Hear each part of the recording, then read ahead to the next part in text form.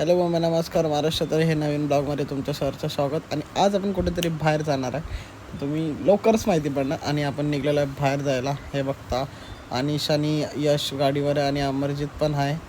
अमरजित आणि अमरजितचा कोण घरी पाहुणा आहे काय माहिती. आणि पोचलो लोकेशनवर सुरुचीवर बीचवर आलो आम्ही. काय करायला तर तुम्हाला माहिती पडेल काय करायला. तर पाऊस पडायला लागला, त्याच्यामध्ये आम्ही लागलो क्रिकेट खेळायला. एवढी मजा येतं ती ना भाई. हे बघा अमित खेळायला लागला.